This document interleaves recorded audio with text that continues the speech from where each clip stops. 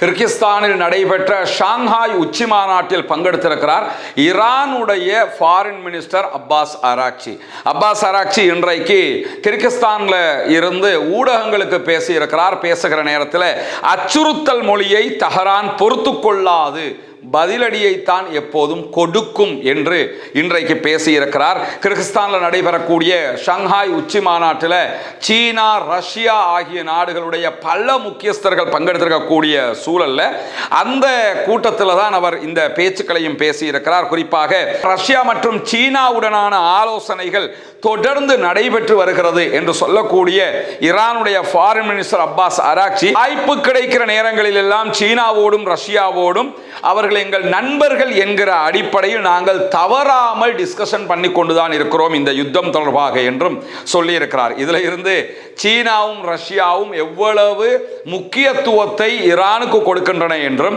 Iran சீனா ரஷ்யாவினுடைய பேச்சை எவ்வளவு தூரம் கேட்கிறாங்கிறதை நம்ம புரிஞ்சு கொள்ள முடியும். இந்த யுத்தத்தில் அமெரிக்காவினுடைய ஏவுகணைகளை தடுப்பதற்கு ஈரான் பயன்படுத்துகிற பல ஆயுதங்கள் சீனாவினுடைய தயாரிப்பு ஆயுதங்கள்.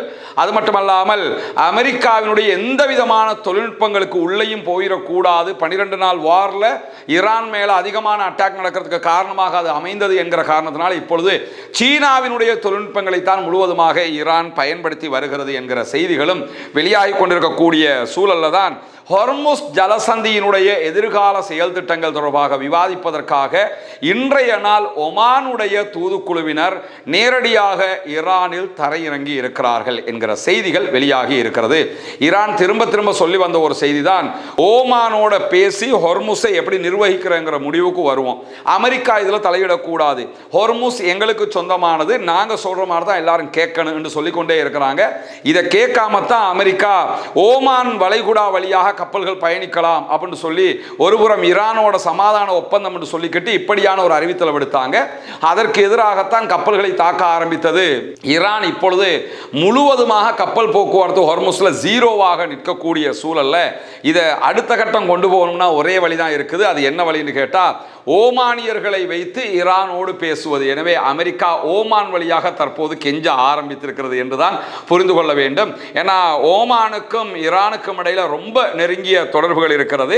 அந்த தொடர்புகளை பயன்படுத்தி தான் தற்போது ஓமானை விட்டு பேசுவதற்கு தயாராகி இருக்கிறது அமெரிக்கா என்பதை புரிந்து கொள்ள முடியும்.